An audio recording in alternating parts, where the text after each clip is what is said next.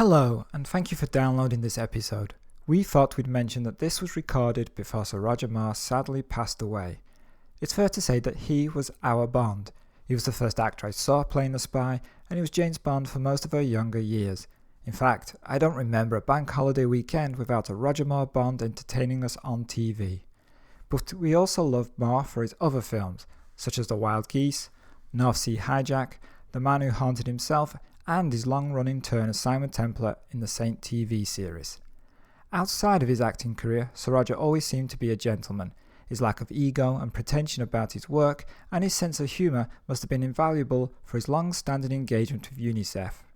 It seems the world would be a better place if we could attempt to be a bit more like Sir Roger.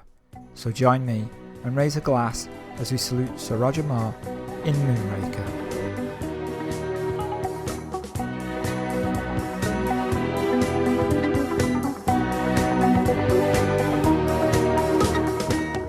Hello, and thank you for joining us on episode 17 of Retrospection. In each podcast, we merrily meander through a minefield of old films and TV shows and hope that one doesn't blow up in our face. My name's Colin, and I'm in the United States National Science Institute Station 4. And I'm Paul, and I'm keeping the British end up. In this episode, we're taking a look at the 11th James Bond film, Moonraker from 1979, Roger Moore's fourth outing as Bond. And with a budget of 34 million and making 210 million at the box office, it was the biggest grossing Bond film until GoldenEye in 1995. It's easy to see why, really, and apparently it cost more than the first 6 movies put together, didn't it? Yeah, that's expensive. Well, it's James Bond meets Star Wars, isn't it? Yes. Now, Moonraker bears very little resemblance to Ian Fleming's novel. Believe it or not.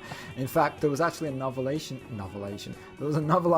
of the film called James Bond and Moonraker by Christopher Wood. Were they afraid they'd get sued if they didn't try and acknowledge the fact that it was based on something very loosely? Well, Christopher Wood wrote the screenplay as well. So it's his. Apart from the name James Bond and the character, it's got nothing to do with anything, has it? Really, no, this not movie. really. Although it is kind of a remake of The Spy Who Loved Me. Yeah, well, this actually wasn't going to be the next Bond film after The Spy Who Loved Me, but with science fiction films running high in the box office, it was decided that Bond needed to go into space. Yeah, because doesn't the previous one end with James Bond will return in For Your Eyes Only? Yes, it does.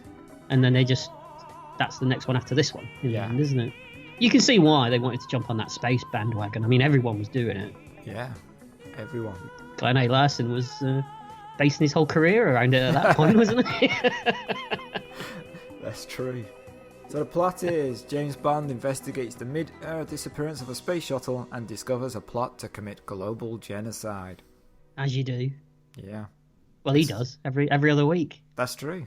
Yeah. It stars Roger Moore as James Bond, Lewis Childs as Holly Goodhead. It's funny. It's funny. Michael Lonsdale as Hugo Drax, Richard Kiel as Jaws, Corinne Clary as Corinne Dufour, Bernard Lee as M, Jeffrey Keane as Sir Frederick Grey, Desmond Llewellyn as Q, but he doesn't get much to do in this film. He's got about two or three scenes, hasn't he? Yeah. Lois Maxwell as Miss Moneypenny, and Emily Bolton as Manuela. Well, Lois Maxwell gets even less to do, doesn't she? That's right, yeah. I don't think she even stands up in this movie, does she?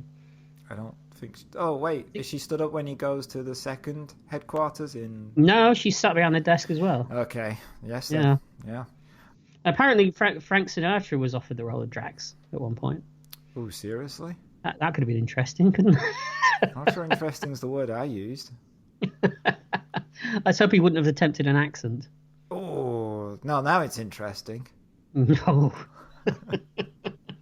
Also, Kim Basinger was offered a role as well. Which is ironic, really, isn't it? Yeah, how old would she have been in 1979? I would imagine that she's probably early 20s. I think she's older than she seems, I think, isn't she? How old was Roger Moore in 1979? Well, if you think about it, though, when was Never Say Never Again? That was about 82. Right. So it was only a couple of years before. Yeah, and it was wrong in then. Well, that whole thing was wrong. So the music is by John Barry, with the theme song by Shirley Bassey. Yeah, yeah. And again, Sinatra was offered to do that as well, wasn't he? I didn't know that. I know that it was given to somebody else and they were going to do it, but then at the last minute they had to switch to Shirley Bassey. And it's one of the reasons the song never did well in the charts, is because she never had any time at all to promote it. But I mean, she knocks it out, though, doesn't she? I mean, she does the usual Shirley on it. Yeah, it's a good song. It is a good song. It makes no sense, but it's a good song. It's even better when the disco beat kicks in the end credits. Yes, that's true. Mm-hmm. So, shall we go straight into it? Yes. We get the MGM logo, and reassuringly, we get the United Artists logo, which I really miss. There's something about that sound. Takes me back. It doesn't feel like a Bond movie, does it, without that? No, it doesn't. The Sony logo? No, thank you. And yeah, it's we get the gun barrel sequence, which is badly missed, I think. I know we got it in Spectre, didn't we? But yeah, you really liked the gun barrel sequence. I do like the gun barrel sequence. I like it even better when he walks out with those massive fleurs on, like in this movie. Which I think he's still wearing in View to a Kill, because I think they just used the same sequence. Yeah, got his cream-coloured slacks on with massive fleurs and his in his sports jacket. He's a stylish man. Absolutely. So we open with a plane carrying a space shuttle. Yeah, it's the first glimpse of Derek Meddin's work in this movie. Mm-hmm. And what do you think of Derek Meddins? We should say who he is, really, shouldn't we? Yeah, Derek Meddins is a prop designer, special effects creator who did a lot of Jerry Anderson material, Thunderbirds, Captain Scarlet, Space 1999, UFO, etc. Also did pretty much all of the James Bond films up until. Well, I mean, his stuff's perfectly fine in the Jerry Anderson stuff because it's the Jerry Anderson stuff. But I do think sometimes it's, I don't know, it doesn't quite work in the Bond movies. I think it looks modelish. Yeah, it looks a bit modelish. Yeah, let's say. I don't mind. I think it's okay in this film. Hmm. They were actually going to go with an American special effects company, but they said they wanted 2% of the gross profits of the film. Well, the Broccolis weren't taking that, were they? Oh, hell no. If we're not going to pay Sean Connery the fee he wants, they're not going to do it for some 2-bit special effects company. Absolutely. So then they went with Derek Meddins, who had been doing all the Bond films previously. Mm-hmm. So 2 stowaways exit a hold inside the plane, and then they enter the shuttle. They start the ignition and launch the shuttle from the plane, and the shuttle's exhaust flames engulf the aircraft and blow it apart. Now, do you think that this Derek Meddins effect looked good? It looks alright to me. It was speeded up slightly, but then that is something that appears quite a lot in this film. It just seemed a bit modelish, as I say. It looked like a model on the end of a string that they'd blown up. You're going to say that a lot, right? Not all the time, but sporadically, I might say. Sporadically, okay. I got my dictionary out. Nice. You're always accusing me of being lowbrow, so M receives a call about the shuttle incident, referring to it as Moonraker, and asks Moneypenny for Bond. Is he back from Africa? Oh, he's on his last leg, sir. And the film continues in that vein. Oh, it does. And of course, we cut to Bond's hand sliding up a woman's leg. He's on a private jet, and we get some innuendo until she pulls a gun out. He's snappily dressed again, though, isn't he? Always. He's got a white turtleneck with a blue suit combo going on. I notice how, the important plot points of the films we watch totally just pass you by, but the clothing that the men are wearing, you're really spot on about what. Well, I like to be in fashion. I like to keep up with the trends, Of 1970s. Well, exactly. You know how I dress. I love the turtlenecks. So. Retrospection stops looking at films around 2000. Did we get this date from your fashion sense? That's where it stops. It stops dead. Dead. 1999? Fine. Absolutely. 2000? No. I don't even think it goes up to 1999, to be honest with you. Stops mid-80s. I would imagine so, yeah. Once you hit pastels, that's it. Well, you can't be a good pastel colour, can you? Oh, a Miami Vice episode is going to be interesting. I'll go through my wardrobe. I might dress up for it. Oh, please don't. So the pilot also has a gun, and he shoots the controls of the aircraft. Bond knocks the gun out of his hand and fights him, and he manages to throw the guy out of the plane, but that guy has a parachute on. And then a guy who we don't see pushes Bond out of the aircraft, and then we see that it's Jaws, making his second appearance in the Bond series. How do you feel about Jaws? I like Jaws in The Spy You Love Me. I think they really screwed up his character in this one. They do, don't they? And I mean, we won't go into why they screw it up at this point, but they really make a decision later that takes him nowhere. He's got nowhere to go after that, has he? It's almost like they wanted to do a spin-off of Bond called Jaws and then realised there was another film with that title. Are you accusing the Broccoli's of being short-sighted? No, I'm just saying that's what it feels like. It feels like a pilot spin-off for a new series where he just goes around eating stuff. Yeah, eating stuff.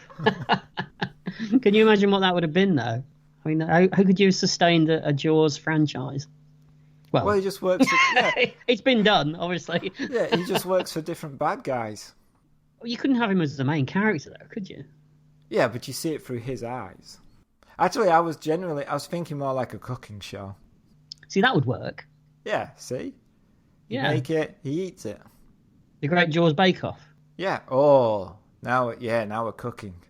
Yeah, we're also very close to being sued by the Broccoli's. And Mary Berry. Absolutely, yeah. Oh, wait, she's not in it anymore. Yeah, you know what the BBC are like. That's true. Yeah. They're great. They're great. I may want to work for them at some point. Oh, yeah, I forgot, yeah, sorry. But Bond flying out the aircraft, he doesn't have a parachute on, and he plummets to the earth.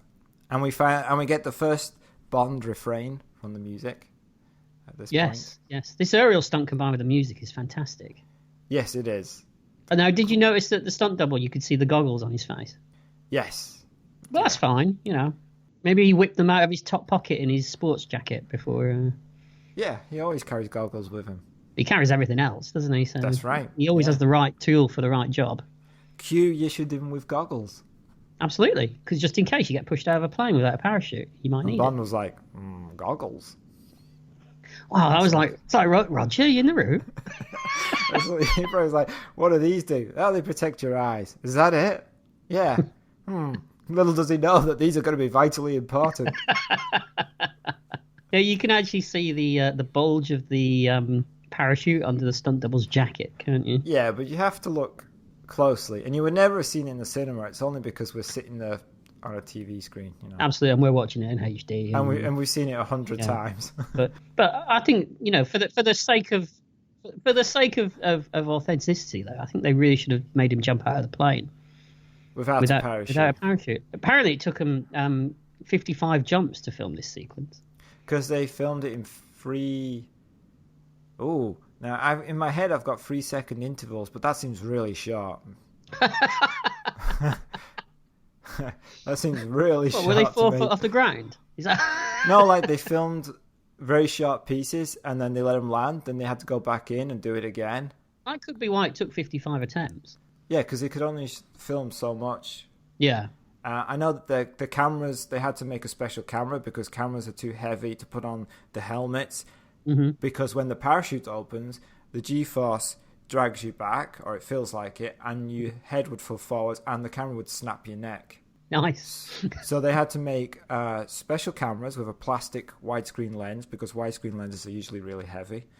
And the cameraman had to have rope around his parachute to slow down the opening of his parachute. Wow. Don't you feel that the Bond people did this a lot, though? That they would come up with ways of doing things that had never been done before? Yeah, absolutely. You know, like the flip of the car in, is it Live and Let Die, where they flip the car over? That had never been done before. They had to figure out a way to do that. And they were always on the cutting edge of stuff. Yeah, do you think they still are? No. You don't think? You don't feel that way about the... I think the helicopter sequence in Spectre was quite impressive. Okay. But very rarely do I look at a new Bond movie and think, oh, that's something I've never seen before. Right. It could just be that, you know, back in 1979, there were a lot of things that we'd never seen before. But now, it's all been done. Yeah, it's hard. It must be difficult to come up with, you know, innovative and effective action sequences when there's so much action out there now that's being done. Yeah, I guess so. Yeah. But I do like the way that the Bond producers still try and do everything practically if they can. Yeah, except for Die Another Day. Well, are you telling me that car wasn't really invincible? Invisible. Invincible and invisible. I'm telling you, all those people Surfing.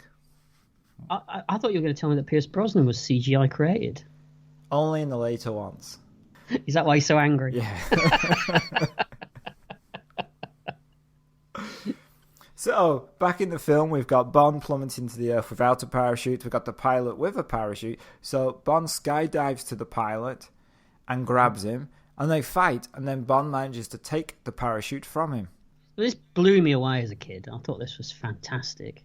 Yeah, it is an amazing opening. It is. Mm-hmm. It's really good. Mm-hmm. And it's still good now. I think it's one of the best ones. Obviously, it's not as good as the ski sequence at the beginning of Spy Love Me, obviously. Right. Because very little is, but it's up there. I think it's in the top 3. Yep. I think. So he puts the parachute on and clipping it, but Jaws is closing fast, and Jaws tries to bite Bond, but Bond pulls his ripcord and leaves Jaws. What's interesting is the stunt guy for Jaws isn't wearing Jaws' teeth. He's wearing these really white pair of false teeth that look weird. They look like some kind of sun-bleached Californian guy.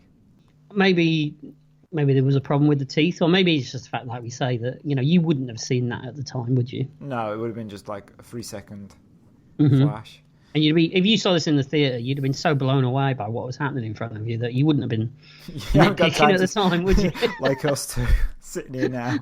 You stand up, I'm sorry, but I'm not accepting. Theatre manager, turn it off now. I demand that you reshoot this. The theatre manager? Anybody. Oh, okay. You would have done that back in the day, though. I know what you're like. I never said boo to a goose. What are you talking about? No, I just get it afterwards. What? Oh, yeah. That came out wrong, didn't it? I get it in the ear afterwards. What? No, hang on. Yes. So Jaws pulls his ripcord right off, and so his parachute doesn't open, and he crashes into a circus tent. Not without trying to flap his arms first. Oh, never one for... We know where we are, don't we? We know where we are at this point. And we get circus music. Yes. And then we get one of the classic Bond credit sequences. We melt into Shirley Bassey singing the theme song. You melt into Shirley Bassey? Wow. Always. We have opening credits designed by Maurice Binder.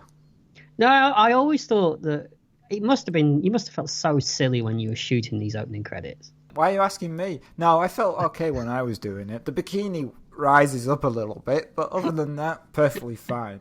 Next. But they're standing there against the blue screen or whatever, just pulling these shapes and leaping around and vaulting over things. Yeah, it's probably great for the guy directing it, obviously. Yeah, but you're going to be in the opening credits of a Bond film. Yeah, but you must feel silly at the time, is what I'm saying. I mean, you don't know how it's going to turn out. You're standing there, in a onesie or whatever it is you're wearing. Onesie, okay. Yeah, they're quite fun. They look good. Oh yeah. I mean, I love the old style Bond credits. I think they're great. You don't like the new ones? Like a lot of the new Bond, it's got that kind of we think we're so clever thing about it. Okay. That we're taking something that and we're spinning it in a very clever way, and we know we're clever, and we're clever. We're homaging it, but at the same time we're kind of not poking fun at it, but just they feel like they're taking it to a new level. When I'd be more than happy for them to just do what they were doing before, Right. But I suppose times have changed, and yeah, they don't make Bond films for old farts like you anymore. That's what they're saying. You're probably right there, yeah. So we open on Q, M, and the Minister for Defence, waiting for Bond. He's late. He enters the office. I love these briefing scenes. You do? I miss them. Oh, okay. Bond going in and getting a mission, and the banter between M and him. That I know they try and do banter now. It always seems to have a point now, where it was just banter before. I felt, Right. It's always like they're trying to move the plot forward with it. It's always personal, the things that they talk about with each other. It's never just Bond just getting a mission anymore. But in this one, he's been called to deal with Moonraker. The story is that the plane and the shuttle crashed, but in truth, the shuttle is missing, hijacked. Bond points out that Drax Industries in California built the shuttle, so that would be a good place to start. Q tells Bond to roll up his right sleeve and straps a device on his wrist. When he lifts up his wrist, it fires a dart, which he accidentally does, hitting M's painting of a horse in the arse. In the arse? It does. Oh, it does, yes. Now, doesn't Q tell him that this is standard equipment now for all 00s? Yes. Now, am I imagining this, or do we see the dart gun again in another Roger Moore movie? Oh, I don't remember. Listeners will have to write in and tell us. I'm sure I have a vague memory that we do get another glimpse of it. In a later one? Maybe in For Your Eyes Only. Oh, that's interesting. Which would make sense, because if something's standard issue, you're not going to use it just the once. Huh? That is true. Although most gadgets in the Bond films were used once. He doesn't normally tell him that it's standard issue, does he? Right. He just kind of gives him something new that he's going to need later. Interesting.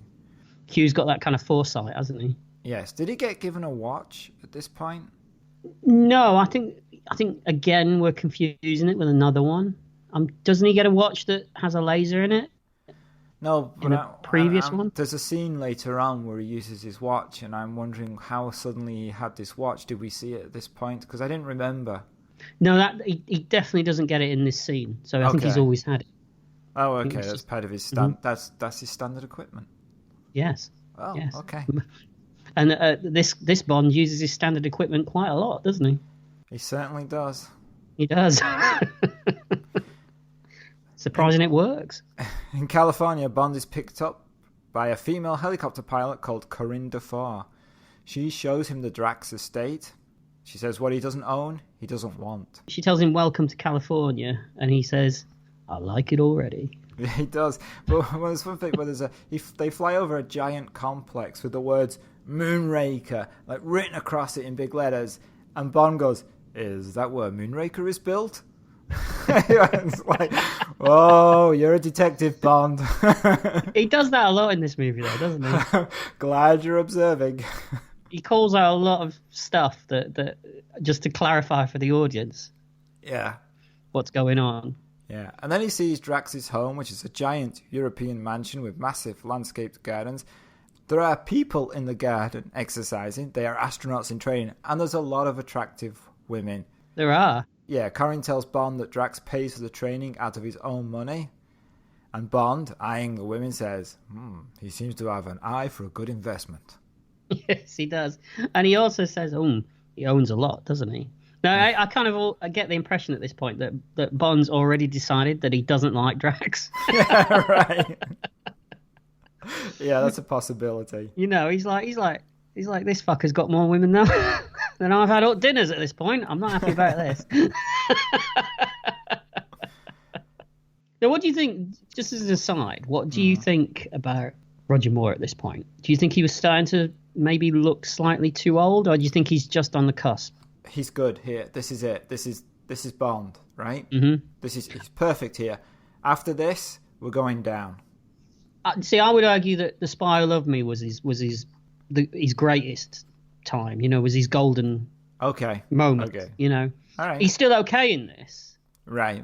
But I agree that after this, things start to go. Right. You know. Yeah, but I watching this, I don't sit there going, "Oh, he's looking old. I think he's too old for this." No, and I mean, as long as you ignore the liver spots on his hands, you're fine. Octopussy and View to a Kill. Yes. Didn't he say that when he knew that it was time to go, when the bed sheets were used to cover up his breasts and not the ladies? That's right. Nobody's more derogatory about themselves than Roger Moore. I know, and he said some quality things about this movie in the past. This is the one he always singles out. Because it's interesting, because they really went a different way with the one after this, didn't they, with For Your Eyes Only? Yeah, they did. They went back to basics. As much as you can get back to basics with Roger Moore. Yeah. If you go too far back to basics with Roger Moore, there's nothing there. That's true. Just eyebrows. So when they land, Butler Cavendish takes Bond to the drawing room to see Drax. Drax is at the piano, faking playing it. He's a phony. See, I didn't get that for a long time, that he wasn't actually playing. Oh, really? Mm-hmm. He's just hovering his hands over the keys, isn't he? Yes. Yes. But you can already tell that he's evil. He's got a beard. And he's got that Dr. Evil suit on, hasn't he? Yes, I think it actually says on the lapel, Dr. Evil suit. Made by order. Well, I mean, it's Blofeld's suit, isn't it? With a little bit of a twist. That's and he's European, remember? Drax needles Bond by saying it's nice that the British sent him to apologise for losing his shuttle. Bond says that the British government will apologise to the Americans when they've worked out how the shuttle could vanish. Mm-hmm. And we see Drax feeding raw meat to his dogs, but they don't eat it until he snaps his fingers. And then they eat it pretty fast, don't they? I was going to say, and when they do, they'll speed it up. It's interesting that even in 1979, we're still getting that in Bond movies. Yeah, they were really late to the game. They just kept using it. Drax offers Bond tea, which is served by a Japanese guy who, in the credits, is called Chang, but every character in the film calls him Cha. Do you think there was some rewrites going on? I don't know, because Ocha is Japanese for tea, and Cha is Korean for tea. Ooh, how could you? So I don't really know what was going on there. I think they probably just banked on the fact that nobody was listening anyway. Maybe. He's just henchman one, isn't he?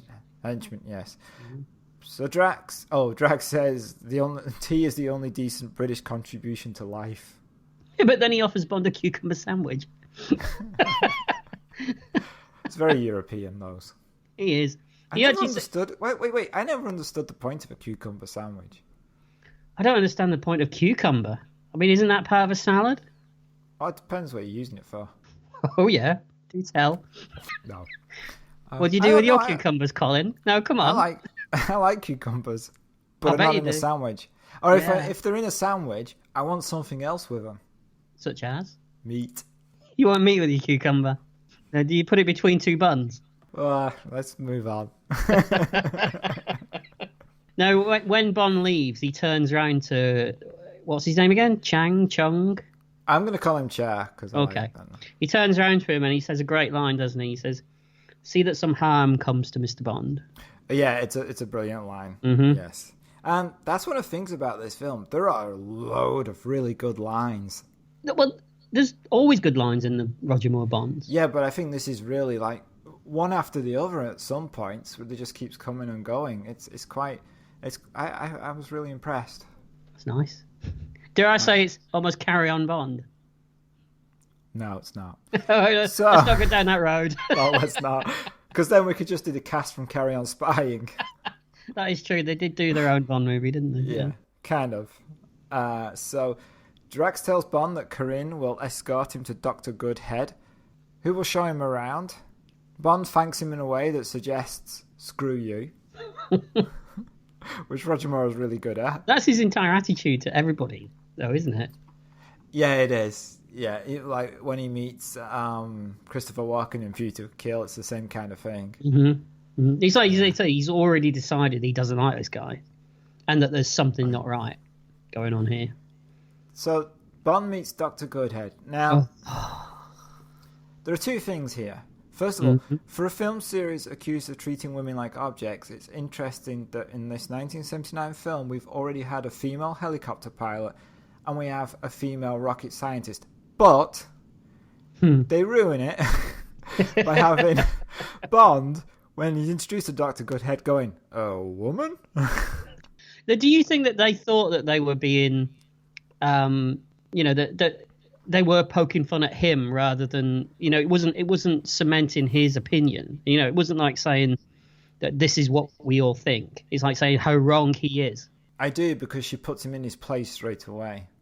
And she's quite a strong character throughout this film, I think. Yeah, I mean, don't forget, we'd seen female helicopter pilots in Goldfinger. We'd seen women in James Bond films doing things that I don't think they were doing in other films of that period. It's exactly like when we spoke about the Carry On movies, isn't it? That they get accused of sexism when they tend to be the female characters are the more with it characters, the more intelligent characters. Right. And Bond gets the same thing leveled at it. You know, it's sexist, it's misogynistic, but yet a lot of the time, I mean, there's been exceptions, obviously. Oh, yeah. Not denying that. Yeah, Dr. Christmas Jones comes to mind.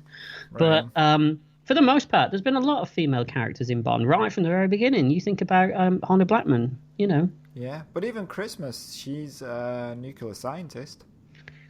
Well, you buy that, do you? No, but a character is a nuclear scientist.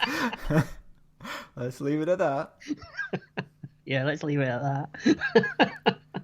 So Dr. Goodhead takes Bond around the complex and she takes him to a centrifuge trainer, which is a device that simulates the force of gravity when you launch into space, and the speed is regulated by a controller. Does she tell? I like the way that she tells him, "I'm on loan from NASA," and then tells him, you know, the Space Administration. Oh, because you know I got confused with the other NASA. You know, the one that take out the bins every Friday. That NASA. Oh, that NASA. Why does she have to tell him? Everybody knows what NASA is. I mean, he's James Bond. Maybe she just thinks he's an idiot because of his comment at the very beginning. It would be an easy mistake to make at this point for her, I think, especially with that tie on. Sorry to bring it back to the clothes again, but that's a massive tie. But it was the 70s, didn't they all have massive ties in the 70s? Well, nobody else has got quite as big a tie on as what James Bond has. Ah, interesting. Yeah, maybe it's his manliness. It's indicated by the size of his tie. Could be, or the size of his flares. Right. It's amazing he's not tripping over all the time.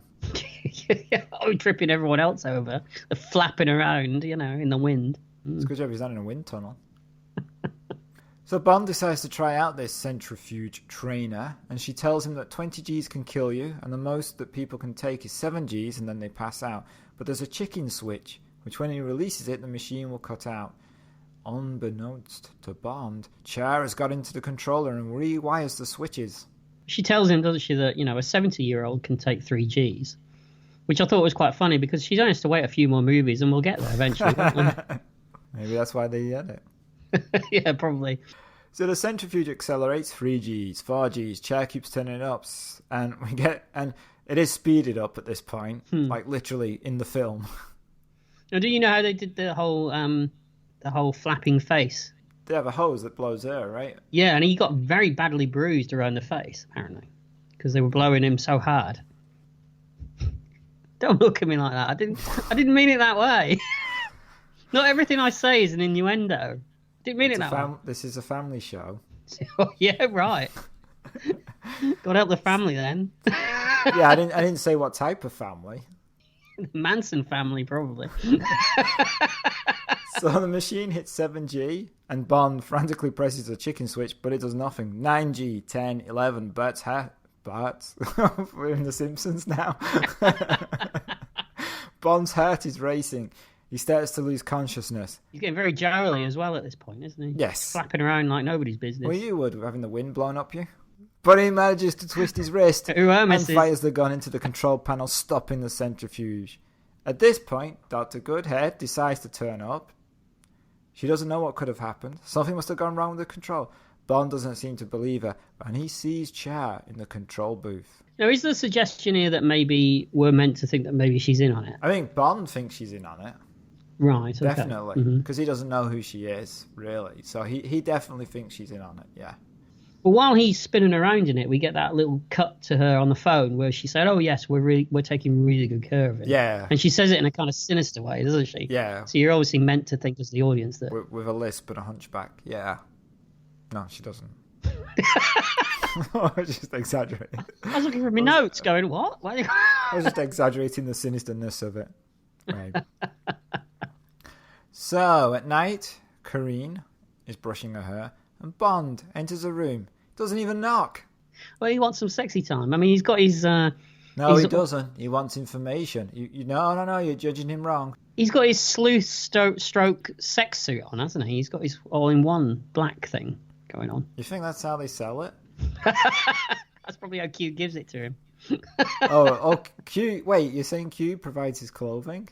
He provides everything else, doesn't he? I never thought he provided the clothing. I thought Bond went to a real tailor. Oh, sorry.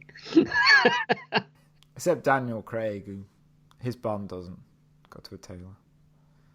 His Bond goes to Fugs R Us. It does always amuse me that you compare Daniel Craig to Sid James. They look the same. Couple more years, Sid James biopic, Daniel Craig, dead cert. Well, I think he's heading that way. If you could just master the laugh, you'd be perfect. Or if you gained a sense of humour. Yes. So that's not likely to happen either way, is it really? No, not really. By the way, we love Daniel Craig. Yes, we do. Yes. And if he ever wants to come on the show, he's... give it 5 years. So... He'd be desperate enough. Well, give it 5 years and we're doing a carry-on special. You can come on. So... Sexy time. Sexy time. He kisses Corinne. Mm-hmm. She says, "You presume a great deal, Mr. Bond." But then he starts to question her. What goes on here besides Moonraker and the training of the astronauts? And she tells him they're working on something very secret, but it's recently been moved. She doesn't know where. And of course, Bond goes to bed with her, the rascal. She gives in pretty quick as well, doesn't she? It's only a 2-hour film. He's on the I'm clock. not gonna watch it. I'm not gonna watch an hour of them getting to know each other, dining, taking her out, going to the cinema, introducing to his favorite albums. I'm just saying, you know, his powers are amazing, aren't they? You know. Well, it's edited. Oh, is that what it is? It's the magic of the editing room, a bit like this podcast. Yeah. Bond leaves her bed and sneaks into Drax's office. Corinne enters and doesn't stop him. He finds a safe and opens it using a gadget and a cigarette case that we did not see him given, did we? Did we see this? No, we never saw that either, no. Is this a previous movie gadget either? No. Although he has used safe-breaking gadgets before, right? Yeah, this is an X-ray machine, isn't it? Yeah. Because he holds it up to her boobies, doesn't he, and makes a comment. Yeah, he does. Yes. So he takes out the documents from the safe, showing a glass vial made in Venice. Mm-hmm. And takes photos with his mini camera, which has 007 engraved on it, with the lens creating the 00. Do you think that's in case, you know, if he's ever hanging around, you know, in the 00's apartment one day, they get them mixed up? You know, they know which one's which, don't they? You're not going to take 005s, are you? They're all got to. Yeah, and it's also like if you're in a swingers party, they don't use keys; they throw in they're engraved, and you pick out the one you want. Actually, that won't work because then you know who you'd get in, right? Yes, that wouldn't work, would it? No. So what about this whole thing that, you know, we haven't talked about it yet, but there's this whole joke that people that don't like Bond movies always bring up, and they say he's the worst spy in the world because everybody knows who he is. Right, even Roger Moore's talked about that. Mm-hmm. That, you know, James Bond announces himself as James Bond wherever he goes. But in the earlier Bond movies, he always had an alias when he would go on missions. Yeah, they gave up eventually with that.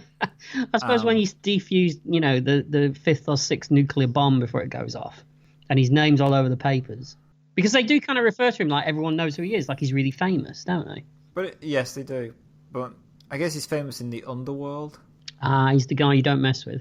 But, you know, it's just a conceit of films and TV. You can't have him going around going, the name's Smith.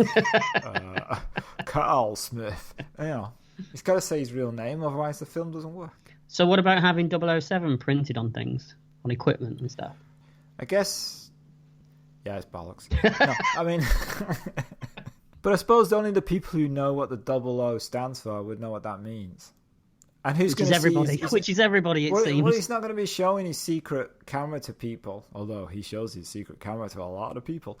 But no, he's not going to be... Double exposure. Oh, how long were you working on that? It just came to me. No, that's scripted. That camera's small. He's going to need a longer lens, trust me. It's wide focus.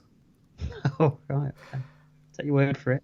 Bond tells Corinne that she should leave, so she leaves, but she is seen by Char, who also sees Bond leaving after her.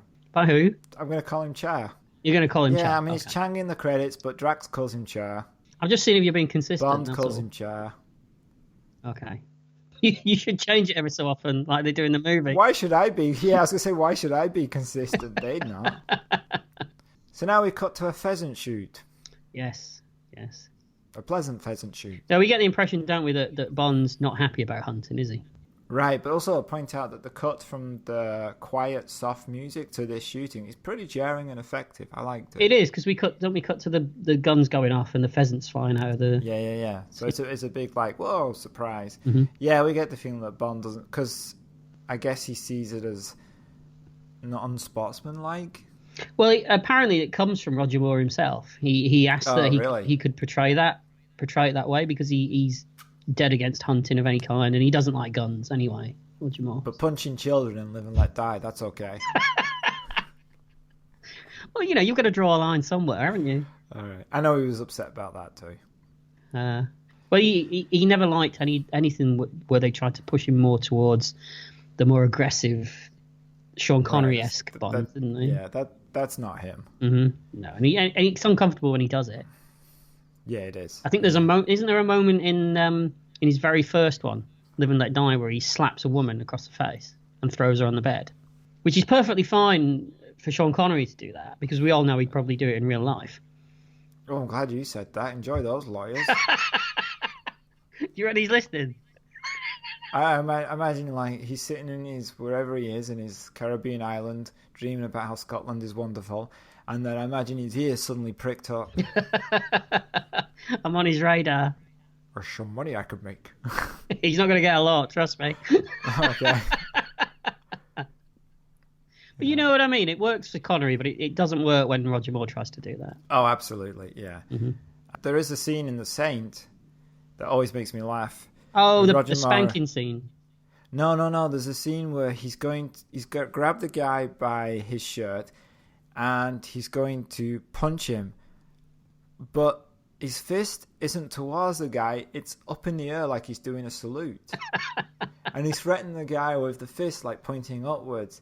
And it's as if, like, either A, could you not threaten a guy with a punch in those times on TV? Was that a censorship issue? Or is it just that Roger Moore didn't want to have a fist in the guy's face? But it looks laughable. I can completely imagine it, because I always found that Roger Moore, during the fight scenes, he was never that convincing. No, he's better in the one-liners and the romancing. No. He doesn't like he could literally wipe the floor with anybody, really, does he? Right. Yeah. The bugle call is the first few notes of Also Sprach Zarathustra by Strauss, used in 2001: A Space Odyssey. Yes, it was. And we had a man hiding in the tree with a sniper rifle. The bugle call was indication for him to climb the tree and get ready. And Drax asked Bond to join him on the pheasant shoot. The man in the tree aims. The pheasants fly. Bond shoots, misses the pheasants, but shoots the sniper out of the tree with a shotgun.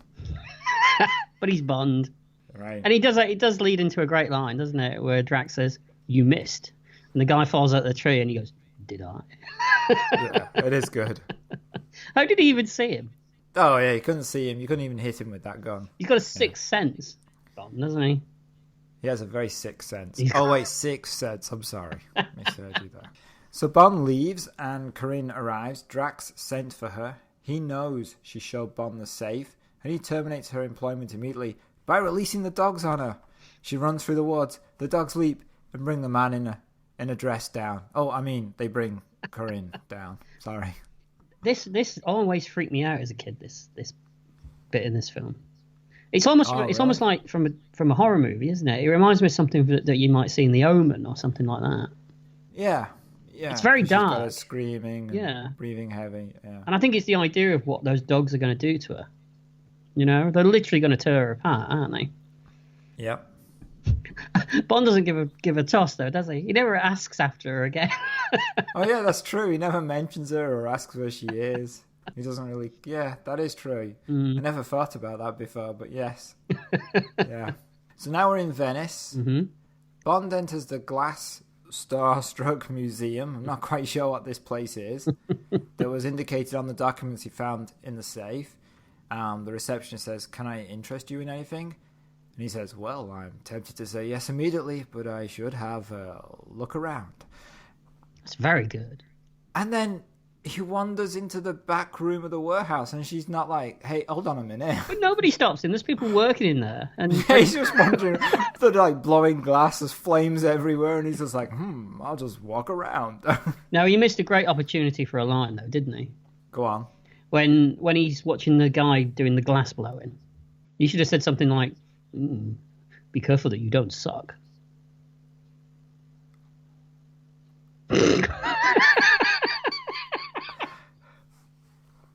I might be employment for my grasshopper sound. Tumbleweeds. So they don't make a sound. Blowing wind. I just have. Well, I thought it amused me. It would have been funny if it had said that, wouldn't it? Yeah. Be careful you don't suck. Be careful you don't suck. Yeah, it doesn't get funnier the fourth time you say it. It might do. They try it in this film. It doesn't. So there's a tour of the glass shop stroke museum, whatever it is. Yeah. Yeah. And Bond sees Dr. Goodhead pretending to be part of the tour. He notices her sneak away from the tour through a side entrance and follows her across a courtyard. Now, is this the courtyard in Casino Royale? I think it is. Looks very similar, doesn't it? It does look very similar because we're in Venice in both films. Mm-hmm. And he finally confronts her next to a canal. Mm-hmm. She says she's in Venice addressing a seminar, and he doesn't believe it. He asks her to dinner. She's busy. He asks her for drinks afterwards. We know she's going to give in. She does ask him what he's doing there as well, and he says that he likes to keep abreast of things. Yes. Yes. So he boards a gondola. A boat chugs by. The Bond music slowly eases in. This other boat has a coffin on it, which opens and a man sits up. He has a selection of knives. He throws a knife and kills Bond's gondolier. He throws another knife that misses Bond. Bond grabs it, throws it back, killing the man. And then another man lets rip with a machine gun. And Bond engages a control and his gondola turns into a speeded up speedboat. It is a speeded up speedboat, isn't it?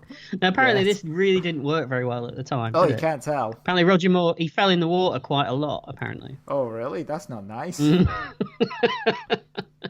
They couldn't get it to work. Oh, okay. Did you notice the stereotypical name that Bond's very brief gondolier guy? Oh, what was it? Franco. Franco. Excellent. He looked like the guy, didn't he? You know, the guy from the adverts, from the Cornetto adverts in the 80s. Oh, well, yeah, don't all gun. A speedboat pulls out and another man with a gun gives chase. Bond avoids another gondola, but the speedboat cuts it into two, although the kissing couple don't even notice. Mm-hmm. Oh, it's a funny gag. It's a good gag, yeah. Then he engages a hydrofoil, mm-hmm. and the gondola turns into a hovercraft, which Bond drives through the streets, and we get a classic Bond double take from a man drinking wine. Now, the Bond series is famous for its double takes. Let's hear about some others. Join us for our Retrospection Top 5 countdown of the best double takes in the Bond movies. Straight in at number 5, it's the tobogganist. I'll have a cigar, please. No, that's a tobacconist. I'm talking bobsleigh.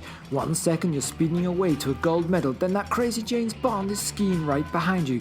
You shouldn't look, but you know you have to because it's for your eyes only. Clinging in at number 4 is the beach wino who can't believe what he's drinking, from the bottle no less, when up pops Bond in his submersible Lotus and dries over the beach towels. Maybe that drink was stronger than you thought. That's the spy who loved me. 2 places down from last week at number 3, it's a second appearance from our favourite wino as he double takes at the label of his mind-altering vintage while old Bond sails up the street on his gondola turned hovercraft in Moonraker. Still there at number 2, it's the Paw Palace Wall Guard in Octopussy who sees the female trapeze artist appear from nowhere, but he's only got time for a quick double take of the label on his bottle before he gets his comeuppance. I guess you shouldn't drink on duty. But holding in there at number 1, it's the pigeon from Moonraker. Some people may say at this point the Bond films have gone to seed. Well, not me. Just look at that acting. Not just a double take, but a triple. Excellent work, Mr. Pigeon, and no mistake. But really, that pigeon is a class act. But it is one of the stupidest things in a Bond film. It is. But it is quite funny, though, I have to say. It is, yeah. I think it's funny because it's so stupid. But yeah, that is true, yeah. We also get the drunk coffin guy who appears. This is like his second appearance in a Bond movie, isn't it? He's looking over the bridge.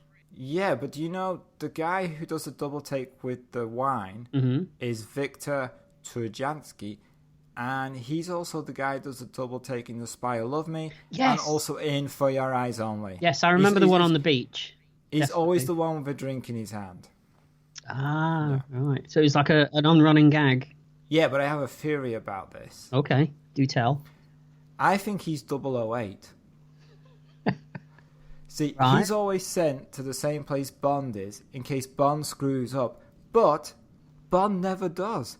So over the years, 008, he's just become an alcoholic because he's sick of seeing Bond get the gadgets, he gets the girls. And he never sees any action himself. Exactly. So all 008 does now is just go to the location and drink. It's not a bad gig, you got to say. No, and plus the double takes are like, oh, look at him, he's got that gadget. What have I got? I've got some sunscreen. Yeah, and a hat. And a hat. But then again, he's got a bottle of wine. It is true. And he doesn't have to face death all the time. Except from, liver disease. But apart from that... Yeah, that's a good theory. No, the next time I see him, next time I watch maybe... which one is it that he's on the beach? Spy Love Me. Next time I watch Spy Love Me, I'm going to look at him in a whole new light. Yeah. Yeah. Look at him as a disgruntled spy. I like that. He should get his own spin-off series. Oh, yeah, he should. Yeah. What would he call it? He can't call it James Bond. Can't call it 008. Disgruntled Spy? Oh, no. You could call it, right, World Is Not Enough, but just use the initials. Which is wine. Was that just off the top of your head? Yeah, I just thought that was amazing. That was amazing. I'd watch that. Yeah, I'd watch that, and I'd drink with it too. Absolutely. 20-minute web series, 45 episodes per season.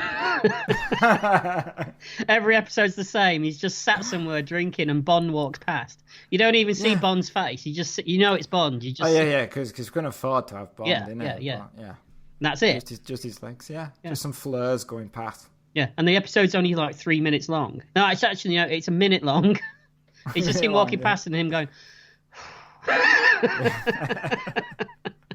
Yeah, it's perfect. Get on it. All right, but back to the real Bond film. If we have to. Bond escapes, and at night he sneaks into the glass museum. Mm-hmm.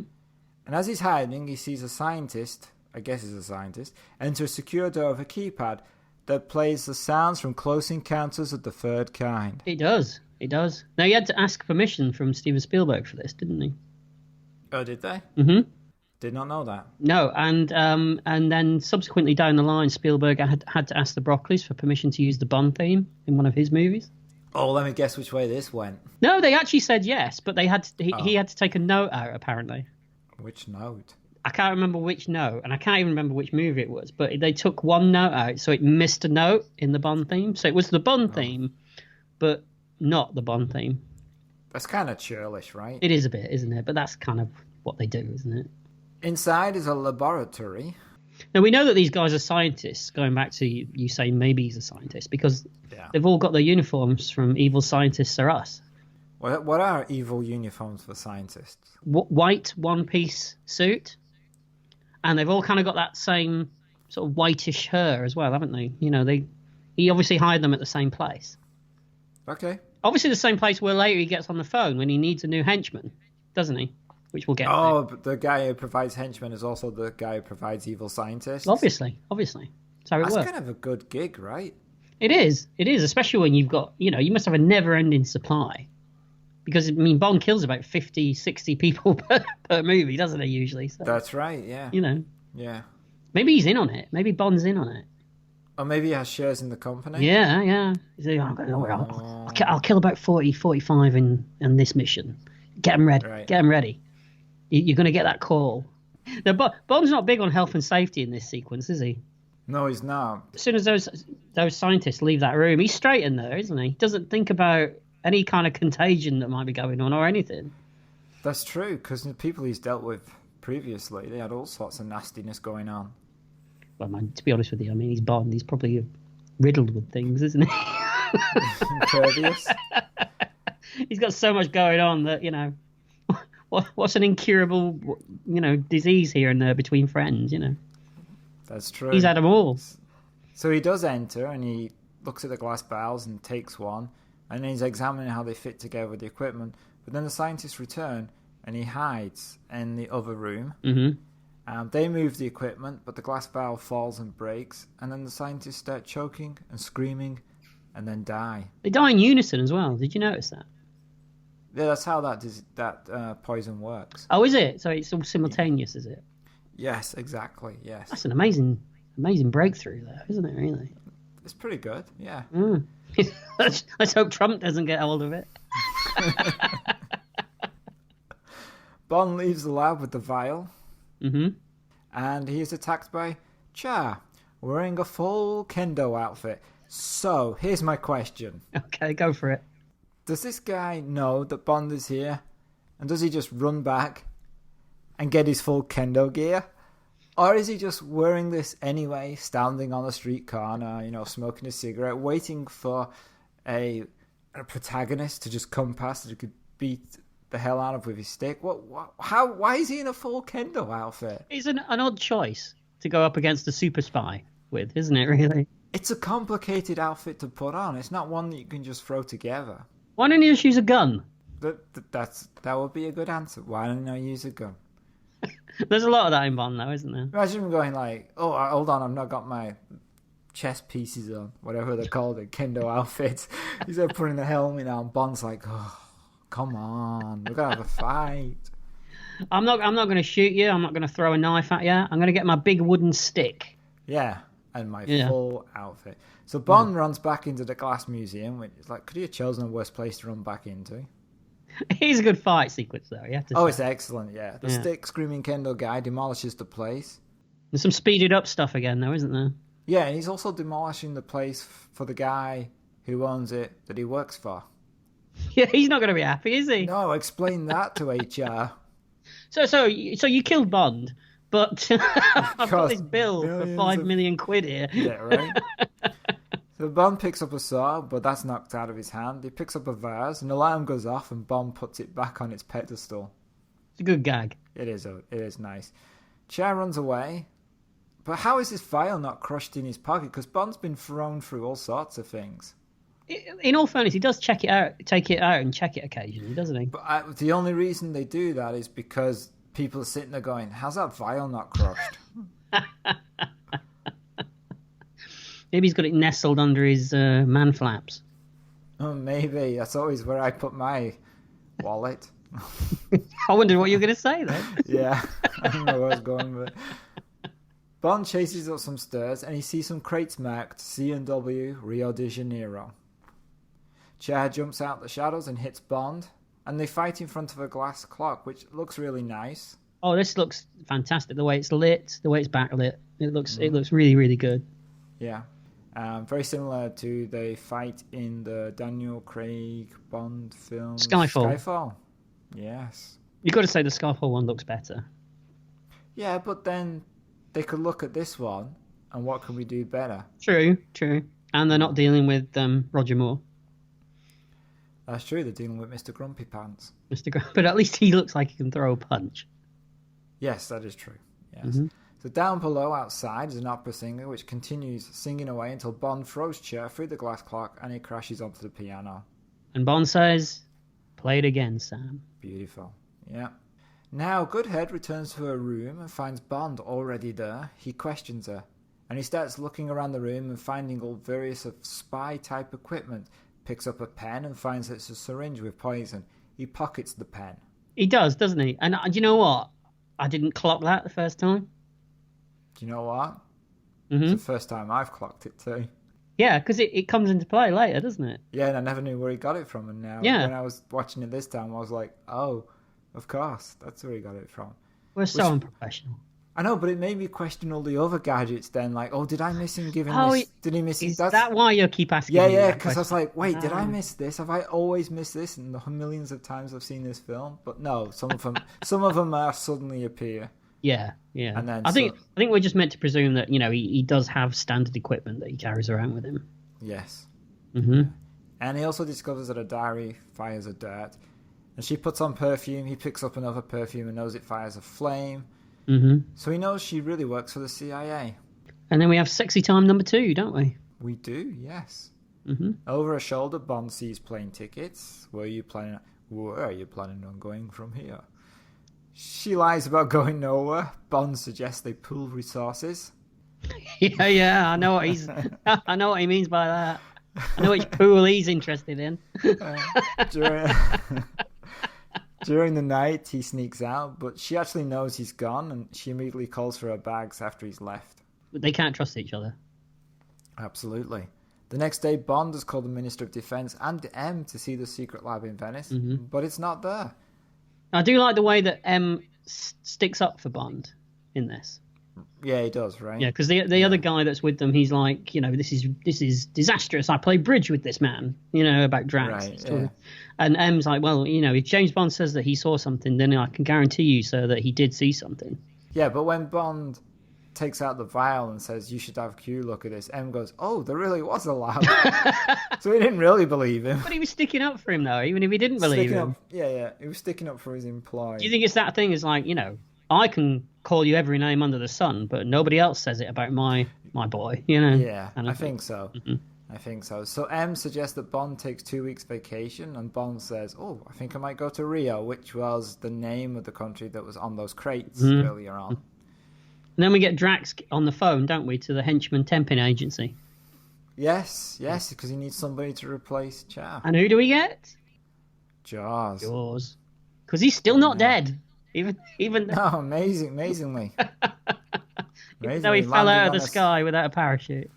Oh, well, there's worse to come. There is a lot worse to come. Bond landing in Rio via Concorde. Is that important? Who's paying this? Well, that's what's important. He's got a blank check, basically, I would have thought. Appears to. I think that's why M always has a problem with him, isn't it? Because he just seems to spend money left, right, and centre, doesn't he? Right.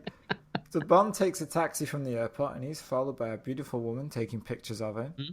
When he turns up at his own hotel room, he finds the woman already there. But we get the bit with the porter first, don't we? Let's just say he's a little bit camp, isn't he? Yeah. And it's not. You wouldn't get away with that today, would you? No. No. Although it's not slightly as bad as a woman. I'm surprised. I'm surprised he didn't just say, a gay. The woman is Manuela, his contact. Mm-hmm. Bond asks her if the initials C and W from the crates mean anything to her. She says yes, they're a big importer here in Rio and a subsidiary of Drax. And then we get sexy time number 3. Yeah, because at first he wants to address the situation and then he wants to undress her. He does. He just starts doing it, doesn't he? He just starts taking her clothes off. And she's like, all right, whatever. Yeah. She's like, it must be in the contract. It's got to be, hasn't it? Do you think they're all told?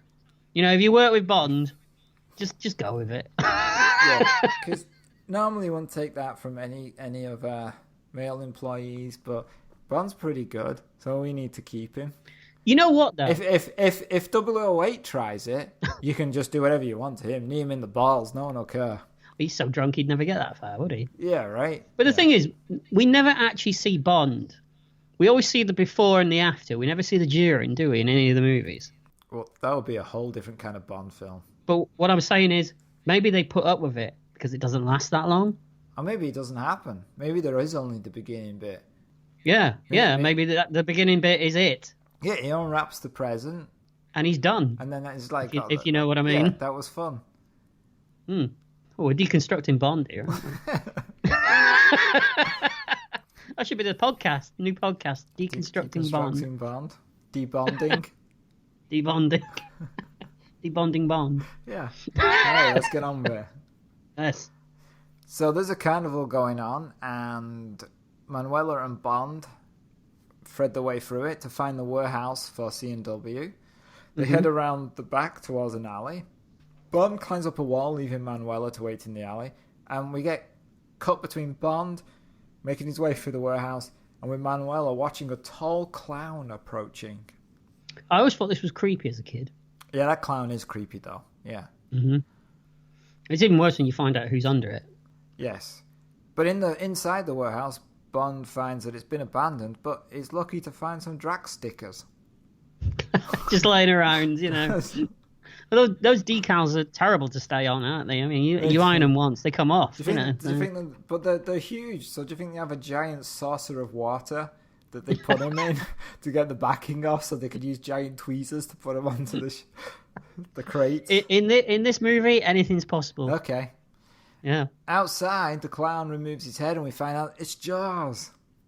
He's back. Yeah, he grabs her and he's about to bite her neck, but a crowd of revelers approach. He pretends to be dancing with her. She struggles and he's about to try her for another chomp when Bond sees him and he leaps from the wall, knocking Jaws away. Yeah, and I love the way that he smiles at him. Yeah, right. Bond just gives him this smile. He's like, hello. Oh, it's an old friend. Yeah. You've got to say, though, that both Roger Moore and the actress playing Manuela, they look so tiny, don't they? Next to they do. Richard Kiel. They do, yeah. His hands are huge. Yeah. But they're lucky because a huge crowd drags Jaws away. Mm-hmm. No, did you notice how he tries to struggle against the crowd, but in the end he just kind of shrugs and goes, whatever, and just lets them carry him off? He likes a good party. He does, you know. Bond tells Manuela that the warehouse was empty except for this Drax decor for Drax Air Freight, and they operate from a local airport. Mm-hmm. So now instead of going to the airport, Bond decides to choose a very high mountain to peer on it from a telescope. Sponsored by 7-Up, apparently. Oh God, yeah. I guess worse later. He sees a Drax plane taking off, and then he sees Goodhead also looking through the tourist telescope back at him. Mm-hmm. Bond tells her the warehouse is empty. Goodhead tells him that Drax's planes have been leaving every 2 hours. Something is happening. And they decide to take a cable car back down the mountain. That's safe. Yeah, we all know cable cars are safe, but not in movies. But it is kind of safe because most of the time they're just standing in the studio with some rear projection going that is pretty on. bad. Don't you think that the rear projection in the Roger Moore movies is mostly bad at times? Even in View to a Kill, which is his last I think the one. back projection is bad in all James Bond films. I mean, remember Goldfinger, where they're just sitting outside playing cards? Yes, they're supposed to be outside, but they're in the studio. So why did you do that? Maybe that's where George Lucas got his idea from for those prequels. Okay, for the Star Wars prequels. There's not a real set in any of those movies, That's true. is there? If it's good enough for Bond, it's good enough for George Lucas. Yeah.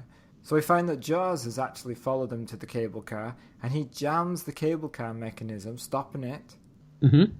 So the one with Bond and Goodhead is halfway down the mountain and then swings to a halt. Mm-hmm. For some reason, Bond suggests it's better to be out than in. He does. He says, he said we should get out, doesn't he? Why? Which, I don't know. Is that ever a good idea in a cable car that's stuck? No, I mean, if the thing's going to fall, you're still going to fall if you're on top of it or if you're inside of it. Yeah, if you're going to magically grab the cable and just hang for the rest of the day.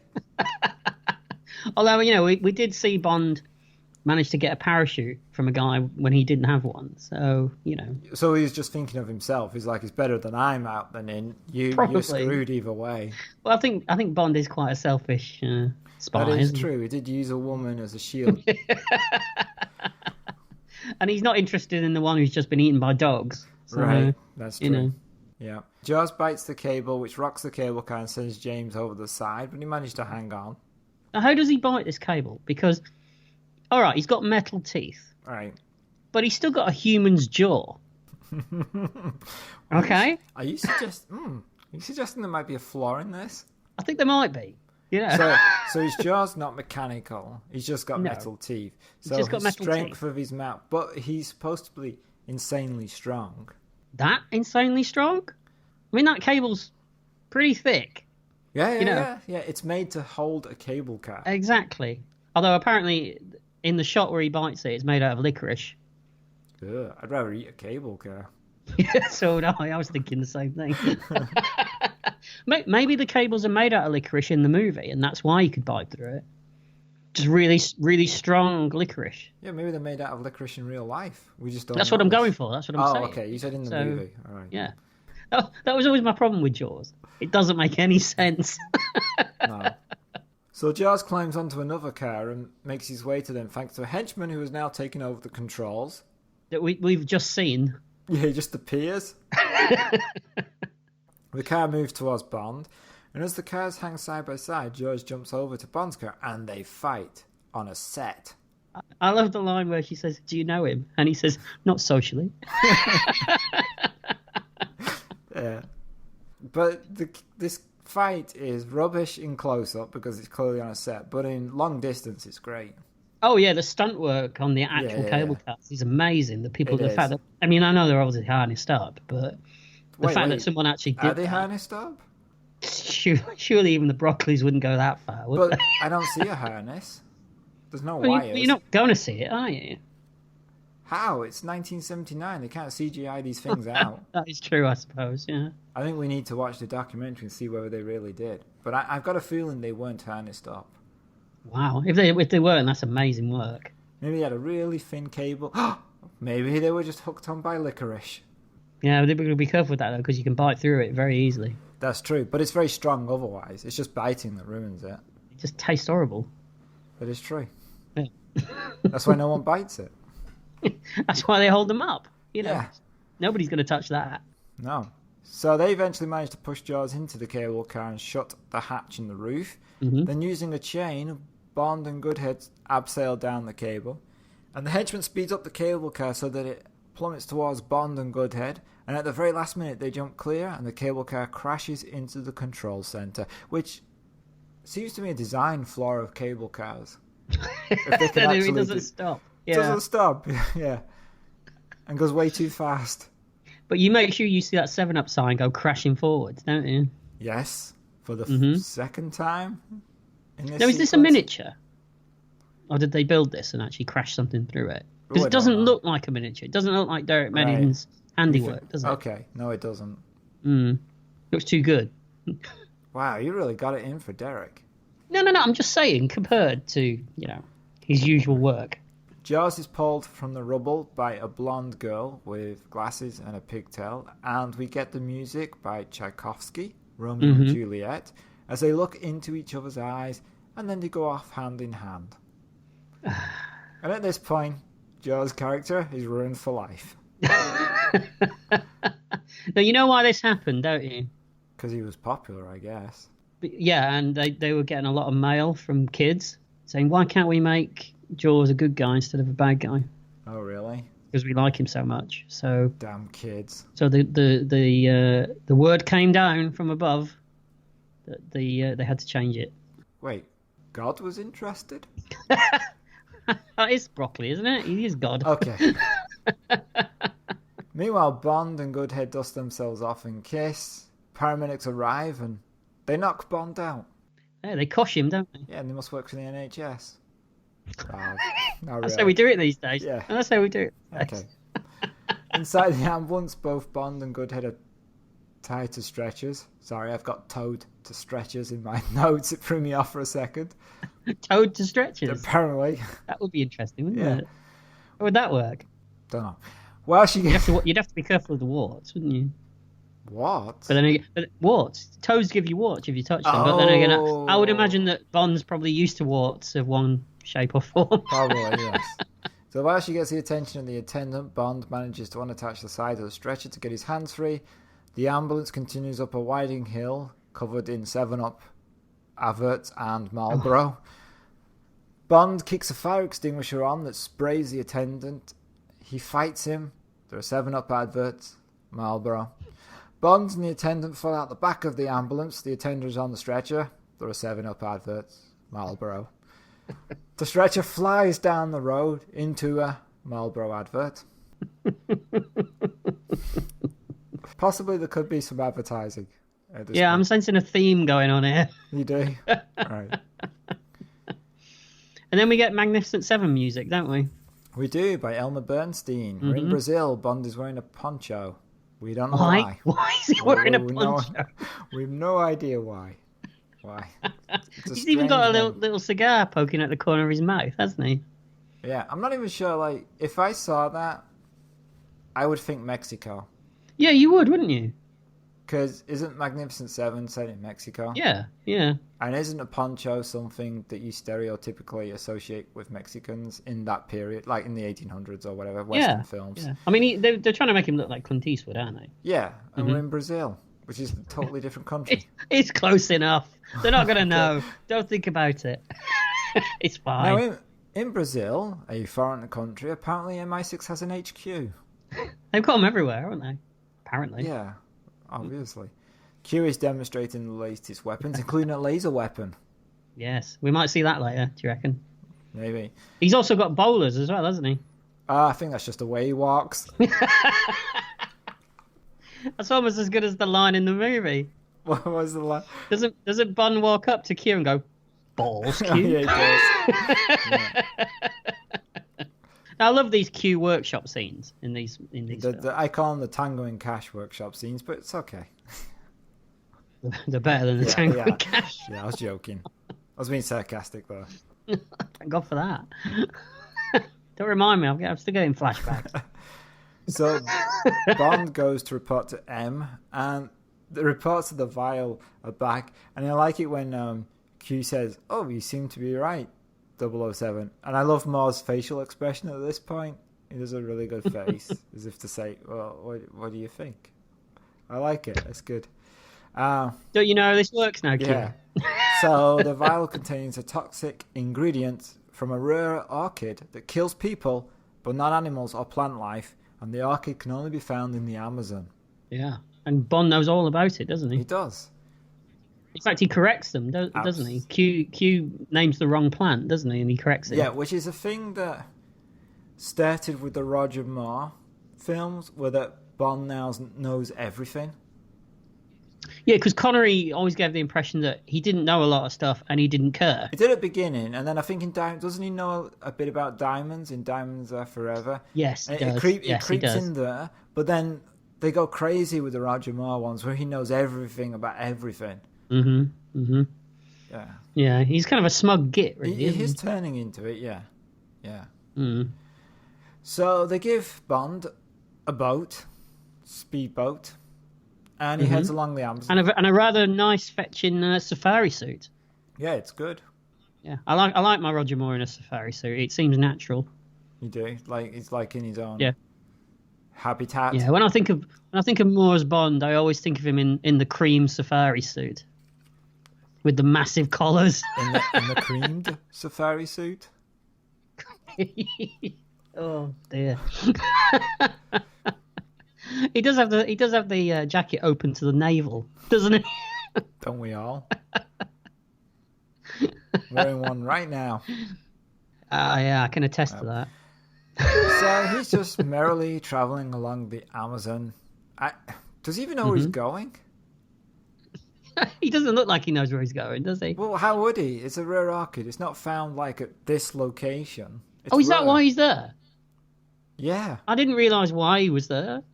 Because this rare orchid is only found in a certain place in the Amazon. So he's thinking the bad guys might have their lure nearby. Yeah. Right, follow you. Makes sense. So they can find the orchid.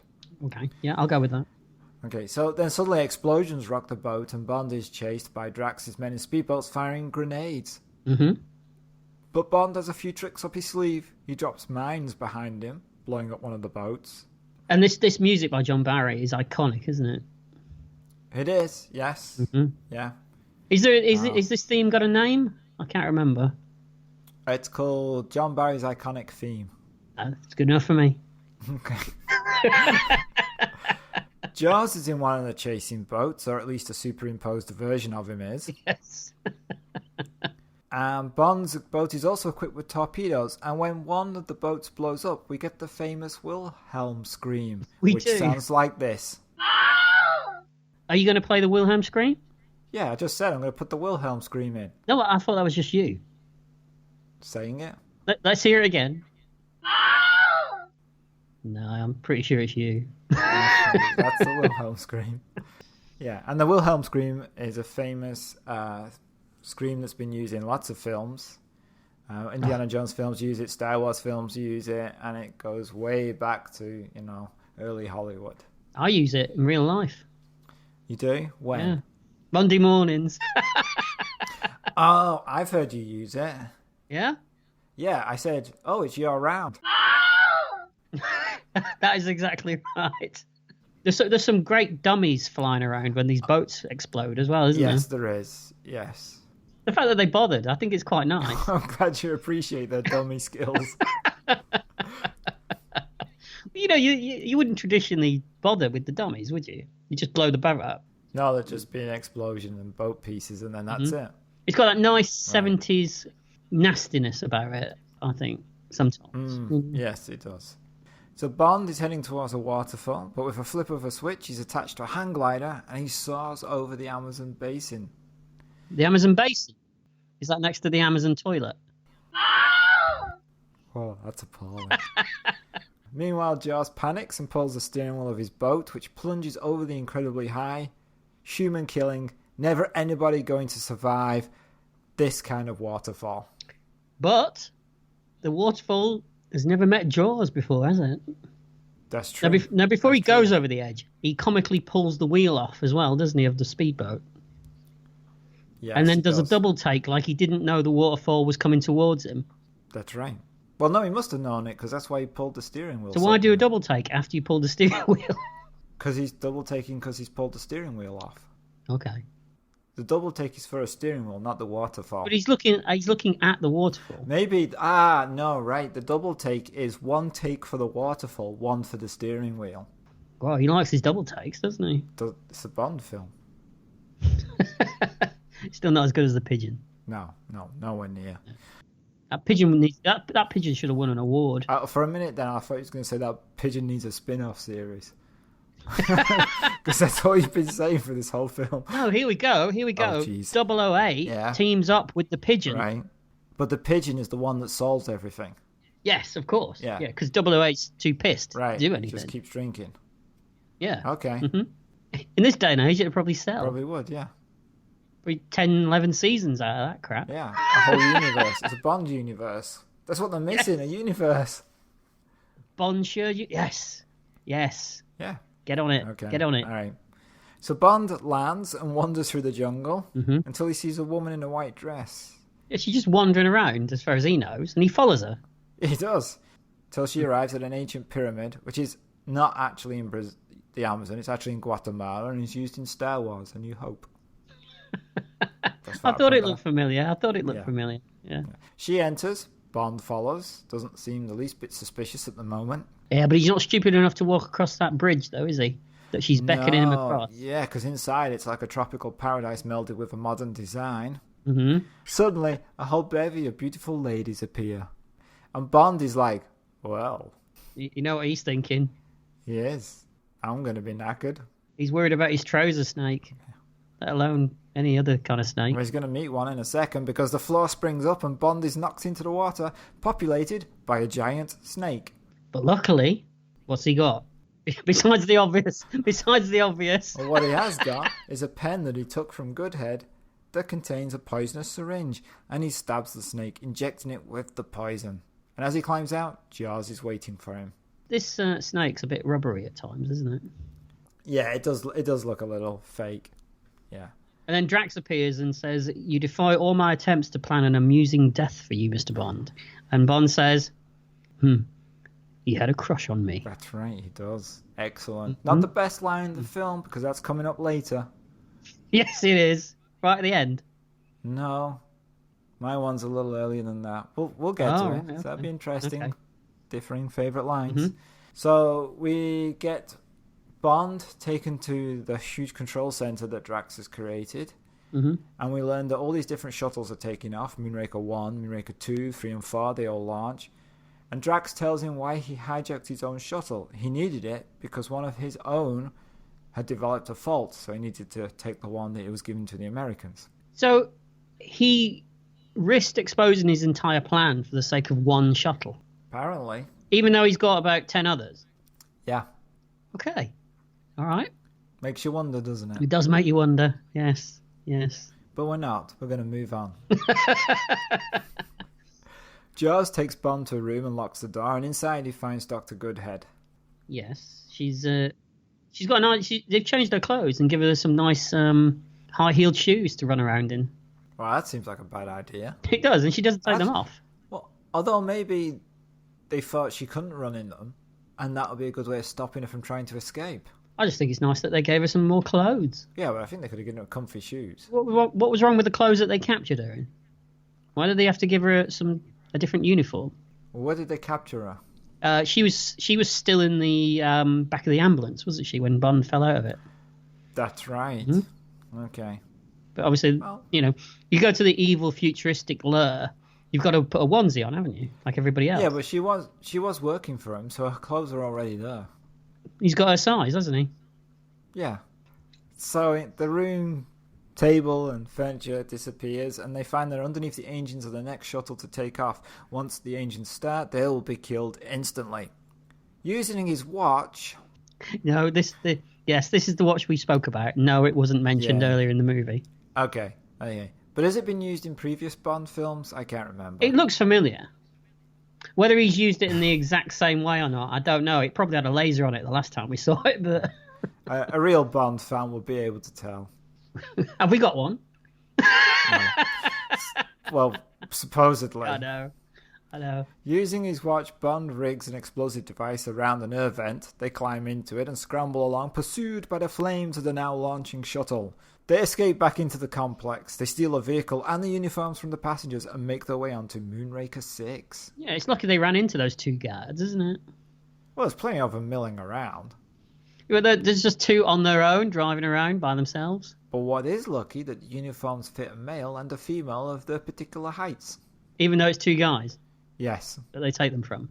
Yeah. But it's a unisex uniform. Well, any self-respecting, evil bad guy is going to have unisex uniforms because, you just don't know, do you? Well, no, it's not about not knowing. It's about cost cutting. What, because he spent so much on the evil lure? Yeah, no, well, you spent so much on the evil lure, you couldn't afford another shuttle. You had to steal one that you sold to the Americans. You're not then going to bother about designing different uniforms for the women in your army than the men. You're going to have to have one single design. Maybe don't build elaborate traps with snakes and things that flip you out into the water and stuff. Maybe I'm sure you could cut back on that, couldn't you? Yeah, but you did that first. By accident. Well, you build inwards, is what you're saying. Yes, you build those first, and then when you've got to the middle, you're like, damn, I've run out of money. For uniforms. Unisex uniforms for all. Okay, I'll go with that. Makes sense. Okay. Yeah. Mm-hmm. So luckily, when they're on the shuttle, they don't have to fly it as it's controlled by the computer. It's also very lucky that the two people they got were the pilots of this shuttle. Yes, it is, isn't it? Because they didn't know that at the time, did they? No, they just grabbed two people. Mm-hmm. I only just realised that now. Funnily enough. Has it ruined the entire movie for you? Yeah, shit. So the shuttle launches and they're now in orbit, and they can see all the other shuttles heading for a rendezvous in orbit. At this point, Godhead starts to write something down. She takes a floating pen and a floating notepad and starts taking notes. What is she writing? She's decided she's going to do this properly? Well, yeah, I mean, she's a professional, isn't she? Yeah, it just seems weird. I think the whole point of her writing stuff down is just to show us they can make a pen float to make it look like they're in space. I think it is, yeah. Or that could be the point where Broccoli gave her a contract. Oh, and she signed it right there and then. And she signed it. Yes. Okay. We do get some really good slow motion space acting. We do. Don't we at this point? And Bond puts on the cameras to look at the cargo. There's passengers. Bond surmises that this operation is like Noah's Ark. Yeah, Drax is setting up a sex farm, basically, isn't he? You could call it that. I call it the future of humanity. Yeah, I think we all know it's a sex farm. So they finally see a space station, and it's a nice reveal at the station. I like it. Yeah. Oh, you're equally as impressed. I like that too. Well, it's a bit modelly, isn't it? You and your models. Well, I'm just saying, I mean, okay, this is Bond meets Star Wars. We've had Star Wars. Nothing in Star Wars looked as modelly as this. Okay. Is what I'm saying. For a movie with a budget this big. I can't remember what Star Wars' budget had, so that'd be interesting. It was tiny, wasn't it? Star Wars was very low budget. Interesting. You know what I'm saying? But I bet the special effects people, I bet they got a percentage. What, the Star Wars people? Yeah. Well, obviously, I mean, it was John Dykstra. I mean, he's got a percentage. Yeah. I still don't like it. So there's no image on the radar screen, so this space station is jammed. So nobody on Earth knows it's there. Yeah, she mentions that at least 3 times. To get the point across. Yeah. Mm-hmm. The shuttle's dock. We get lots of shots of weightlessness until an astronaut turns on the gravity control, which is created by the space station spinning, which the gravity kind of appears pretty quickly, even though It does. Just starts spinning, and then everyone's like, oh, okay. And then the astronaut says, life support system is nominal. Nominal? I want fucking excellent. I want the best life support system there's ever been. Nominal, I'm not even sure the correct definition of that word, but it sounds like a word that's used for, it's okay. We'll wing it. Yeah, basically. That's not what I want in my life support system. But again, you've already said cost cutting. So you reckon the basic life support system, so that people are not like sucking in air, they're just breathing almost normally. Yeah. But not more. He's got the bare minimum working just to get everyone through it. That's what I reckon. Okay. For some reason, I thought that this grizzly bear called Minimum was just working. Sitting at a console in the corner. Yeah, I see he's got the bare minimum working. Morning, Minimum. He's just slamming the keys with his paws. Yeah, drooling. We need to get him in with 008 and the pigeon. Yeah. He could be the bad guy. It could be. Yeah. A villain, the bare minimum. Yes. Sorry. I don't know why. It just popped into my head. I'm surprised. I'm surprised it didn't pop into theirs at the time. I'm surprised it's not in the movie, to be honest. Right. So Drax gives a speech, and it turns out that he's creating a race of new perfect physical specimens, and that all the people in the space station will eventually return to Earth and shape it in their image. Yeah. Sex farm. No, neither Bond nor Goodhead at this point look overly concerned by anything, do they? They're just kind of breezing through everything, you know. Yeah, I never thought about that. They do kind of take it in their stride. Mm-hmm. They're still, they're cracking jokes and kind of laid back about it, you know. That's true. But then do we ever really see Bond scared? It's very rare. It's very, very rare, but I mean, it's even rarer in Roger Moore, isn't it? Yeah. You know? Yeah. Maybe Live and Let Die. Because he kind of plays him slightly differently in Live and Let Die, I think. I think also View to a Kill. Yeah, but then again, he's probably worried about his back and his legs. His hips are probably... Yeah, you know what I mean? All right, fair enough. Got to be careful then, doesn't he? Okay. So Bond wants to find the jamming system to stop it operating so that Earth will see the station and investigate. Mm-hmm. They enter the room, and Goodhead, she just goes crazy. She knocks out one of the guys. She's like punching them. For a minute, Bond's just watching. Yeah. And then he finally deals with the other guy. I like this scene. I like the fact that she got to kick some ass. Oh, yeah, seriously. By the way, the lights that are on the desk in this scene, they're from Space 1999. Are they really? Yeah, same designer. Italian design. That doesn't surprise me at all. So she knocks out the jamming system, and Earth sees the space station, and we get a scene of the Russians and Americans arguing about who put the space station there. And the Americans decide they're going to launch Marines on a space shuttle to investigate. It's a good job this wasn't today, isn't it? Yeah, right, we wouldn't have one. And plus, it takes forever to launch, and then if it's cloudy, they don't go. That's true. Oh, we'll go next week. Oh, look, the poison's killed everybody. Well, never mind, eh? Now, at this point, I have to ask, why doesn't Drax notice that they're visible from Earth? Do they not have a warning that tells them when their jamming stopped operating? You'd think you'd have a big red light, wouldn't you? Yeah, but there's nothing. I think they've got lights for everything else. Right. So, Jaws finds Bond and Goodhead as Drax launches a globe to Earth. And Jaws and Bond fight, but more people turn up and Bond has no choice but to give up. But Bond does kick him in the nuts, which seem to be made of metal. Yeah, that's a new thing, right? Or is that's... So that's never been done before. See, that's another really stupid character choice. It's real. It is a lame gag, isn't it? As if Jaws isn't bad enough, you're going to now make it even worse. But you got to feel sorry for his new girlfriend, though. I mean, if he's metal down there, she's going to get hammered, isn't she? You mean she'd have to get drunk first? Yes, that's exactly what I meant. Good save there, Colin. Well done. So, Drax's space station sees the launch of the Marines from Earth and discovers that the jamming system, finally, is no longer working. Jaws takes Bond to him, and Drax says the best line of the film, and almost the best line of any James Bond film. Go for it. James Bond, you appear with the tedious inevitability of an unloved season. That's your favourite line? I love that line. And then Bond says, I thought there were no seasons in space. And he says, as far as you're concerned, only winter. Oh, fantastic. I prefer my one at the end of the movie. You appear with the tedious inevitability of an unloved season. Okay, well, let's just compare it with my favourite line when we get there and see what the listeners think is the best one. Yours is probably something like, fuck you. But it's a Bond film, so they don't swear. It's close.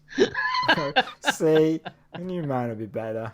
So Drax launches a second globe, and the globes will form a necklace around Earth and explode, covering the Earth in toxins from the Orchid, which will kill all human life on Earth. Then Drax will populate the Earth with his new people. Yeah. I wonder how many he's going to, do the bit. Populate himself? Yeah. It's obviously part of his plan, isn't it? I think so. Mm. Well, you would, wouldn't you, if it was you? Wouldn't you? No. With the Marine shuttle approaching, Drax initiates his laser defense weapon.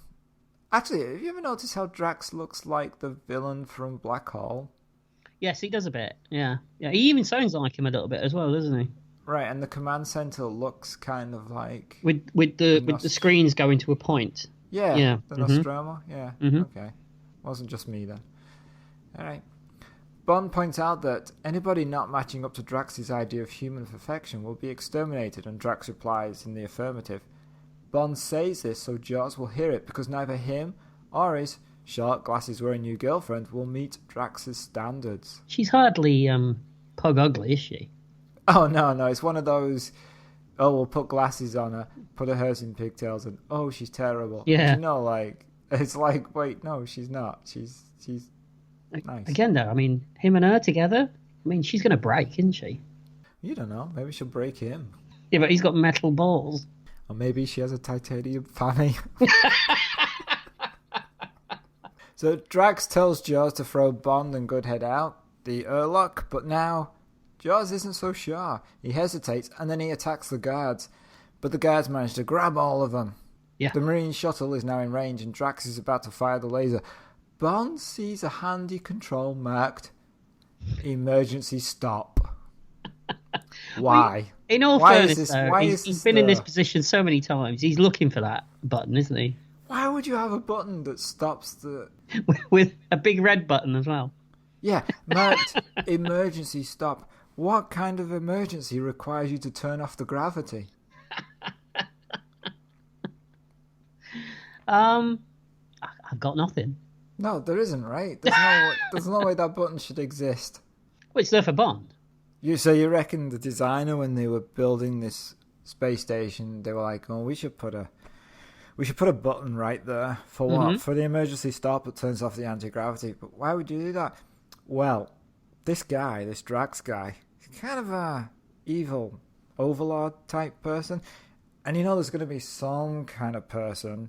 So 008 maybe will come along, and they're going to need to stop and turn off the anti-gravity so he can save the day. So we'll just put the button in.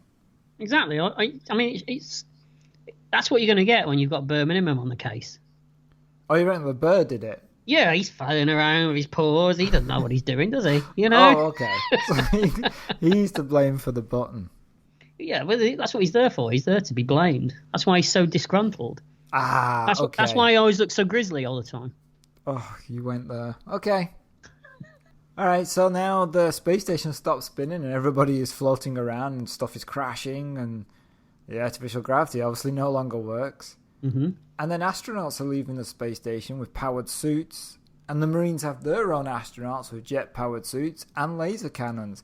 Both sides open up with lasers. And everything just goes completely bonkers, doesn't it? Yeah, it's crazy. And I have a note here, great model effects. Funnily enough, the miniature people flying around don't look too bad. Okay. It's when you have to deal with ships and things. It's because they were real miniature people. Is that what they did? Yeah. They just found a lot of small people. Yeah. Small No, people. I don't know. No. So the Marine shuttle tries to dock while the battle takes place, and there's lasers flying everywhere with a laser type sound. And it's that time in the Bond movie where we destroy the set, isn't it? Yes. Meanwhile, the technician finds a button that says anti-gravity back on or something, and he hits it. Or something. Yeah, well. How funny would it be if that's what it actually said? Anti-gravity back on or something. In brackets. It just says plot device. Plot device. Please touch in times of emergency. No, please only use in third act. Yeah. So another globe is launched. Now, Jaws is on Bond's side, and they're fighting with each other to make their way to the command center, and the Marines have reached the command center. Drax makes his escape, pursued by Bond. They have a face-off. Explosions are occurring around them. Drax pulls out a gun. Bond raises his arms and fires the darts from his wrist weapon, hitting Drax, and then he puts Drax in an airlock and fires him into space. And he tells him to take a giant step for mankind. Absolutely. The Marines have taken the station, but there's still 3 globes of poison heading back to Earth. They have to be destroyed. And the walls of the space station at this point are going crazy, aren't they? Oh, yeah, everything's breaking up, twisting. What are they made out of? They've got all rubbery. They've got all rubbery. They look like cloth. Yeah, they do. But that's the effects of space and vacuum. Is that right? You've researched that particular point? Oh, yes. Yeah. That's the only thing I researched. It doesn't show. Good. The surviving Marines head back to their shuttle. Bond says Drax's shuttle is their only option. It's armed with a laser. Where did he get this information from? Bare minimum. Oh, he gave it to him. He had a chat with him on the way. He just growled it across the command center. But Bond speaks Burr, doesn't he? Of course, but he's not fluent. He just speaks the minimum. Cod Burr. So they board the shuttle, but the docking release is jammed. Meanwhile, Jaws is looking for his girlfriend and finds her. And there's a romantic moment there. And he gets a line. He says, well, he is to us. Yeah, beautiful. Tears to my eyes. Or something. Plot device. Bond sees Jaws, and using the communication equipment, he tells him the docking release has been jammed. Can you help them? Bond bites through the connection cable, releasing the shuttle. Is this one made of licorice as well? Yes, I believe it is. That's good, isn't it? Yeah, they went to the same place. I think you'd make it out of something nicer, though, wouldn't you? Marzipan. No, because you don't want people biting it. Obviously, I didn't think about that. No, yes. You didn't. No. Jaws and his girlfriend spin off in a capsule, and then the space station explodes. Yeah, it does, doesn't it? Yeah. Yeah. Goodhead has a visual on the first of the 3 globes heading towards Earth. Bond manages to destroy the first one, and then the second one, but the shuttle is going to break up because of the heat. The automatic laser has failed, and Bond now has to fire manually. The controls have stopped responding. Bond aims. He misses. The globe enters Earth's atmosphere. It's the last chance. Bond takes another aim and destroys it. You know what's funny about that whole sequence is that it was far more dramatic with you just telling me what it was. Really? Yeah. There was no drama in any of this at all, I didn't think. Because it's not like he's going to miss, is it? Right, but you could say that about every film, right? Yeah, but some do it better than others. Okay, so you're saying the way they handled it in this film is not I think very so. good. I think so. Like, Sean Connery deactivating the weapon in Dr. No is tension-filled. Yes, absolutely. Okay. Yeah, but this, it just seems... Maybe it's because the movie itself is so ludicrous, and the fact that they're in space in these space shuttles and everything that's happened is so ludicrous that it takes the edge off any kind of drama. You know, there's nothing there that keeps you on the edge of your seat, I don't think, at this point. Does Sean Connery defuse a bomb in Dr. No, or is that Goldfinger?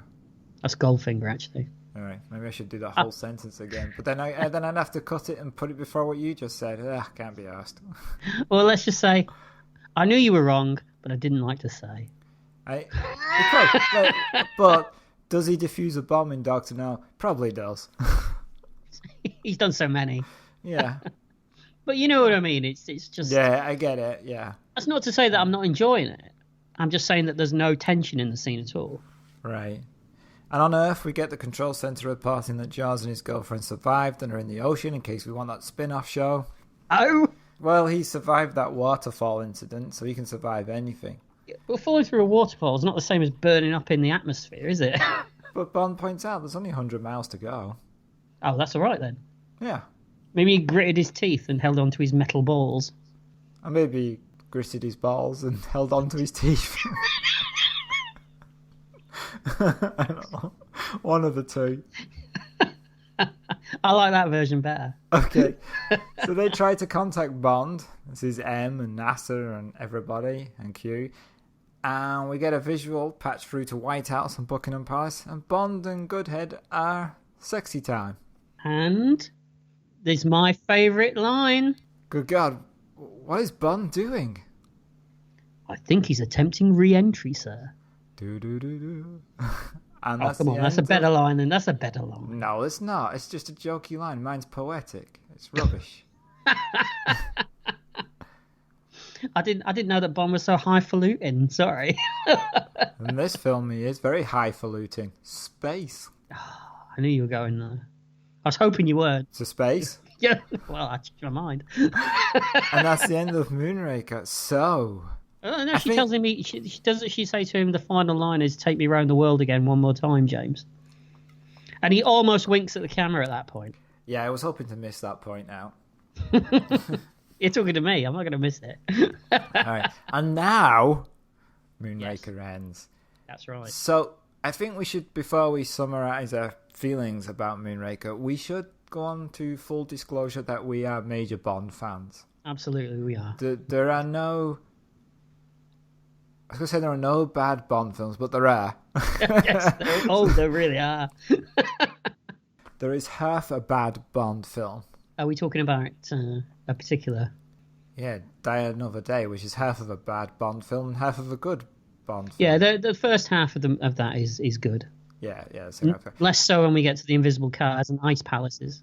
It takes a really, really bad Bond film for us to dislike it. It does. Yeah. It does. So I think we should just put that up front now. Mm-hmm. So, Paul, a hit or a miss for Moonraker from 1979. Okay, well, this is a weird one for me because I've always kind of liked Moonraker, even though it is the one that everyone laughs at. It hasn't aged well, I don't think. Mm-hmm. I think it's one. I think a lot of the later 70s ones haven't aged well, whether it be the way they look or the tone. Okay, their attitudes. Yeah, their attitude hasn't aged well. It's a clone of Spy Who Loved Me, obviously. And I think there's better examples of Roger Moore's Bond. You know, The Spy Who Loved Me or Live and Let Die. Right. And I even think that View to a Kill is probably a better movie than Moonraker. Ooh, that's controversial. I'm sure it is. But having said all that, it's really, really good fun, this film. Mm-hmm. I always enjoy it when I watch it. Roger Moore's on top form, as we said before. Right. He knows exactly what he's doing. He's not going to deviate from the formula at all. Bond is Roger Moore. Exactly, yeah. When we get to see the action sequences properly, and when it's not people against blue screen, the action's really, really good. It's what we've expected from Bond at this point. Right. And oddly enough, I've got a 7-year-old boy, and this is the only Bond movie that I've watched with him so far because I felt it was the only one that was suitable for his age, and he loved it. I can totally see why, because as a kid, I loved this as well. This was probably one of my first Bond movies that I can remember watching outside of, the older ones, which seemed old back then as well, the Sean Connery ones. Yeah. So it's not a good movie, and it's not even a good Bond movie, but I really like it. So yes, I'd put it on there. I'd include it. Watching it, I was surprised that the space sequences only formulate the last half hour of the film. That's true, isn't it? For a film that was marketed as a space movie, wasn't it? Yeah. In my mind, and I've seen this film numerous times, I inflated the space sequences to be a larger portion of the film, but it's only the last half hour they occur. Mm-hmm. I'd forgotten how many good stunts there were in this film. Mm-hmm.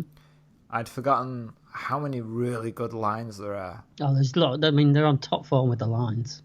Oh yeah, the dialogue is really nice Mm-hmm. in this film.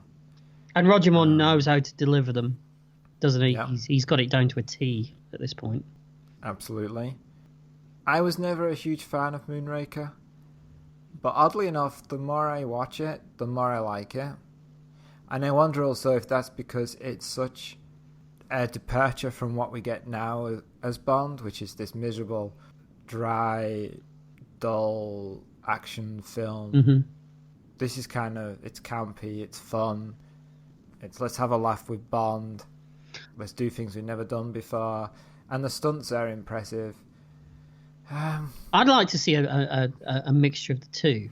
I'd like to see a modern Bond movie with the sensibilities of a modern Bond movie, but with the kind of touches of lightness. I mean, you don't have to go full comedy, do you? But have some lightness. I mean, they tried it a little bit with Spectre, but Daniel Craig's just not very good at it, I don't think. He's good at Bond. He's good at playing Bond, but he's just not good at that kind of Bond. Yeah, he's good as a fuggish kind of Bond. Mm-hmm. A Bond that runs through walls. Yeah. Mm-hmm. But I never see him... Like, the one-liners, they always seem a little forced when he does them. Similar to Dalton. Dalton... I mean, don't get me wrong. I know we both love Dalton's Bonds. But the one-liners with him never... They didn't really flow, did they? Well, the problem is Living Daylights was written for Roger Moore. Mm-hmm. So it's his voice, really. Mm-hmm. And I guess License to Kill is truly a Dalton film, but License to Kill took a strange turn of events, you know, with its setting. Yeah, it's not my favourite Bond film. It never will be my favourite Bond film, but it's also not the worst. Mm-hmm.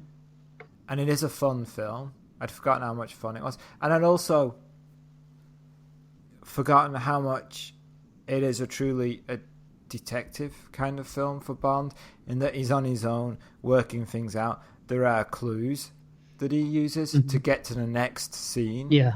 Whereas modern Bond always has an earpiece and he can just talk to whoever's back at home. He's never on his own anymore. I feel exactly the same. Mm-hmm.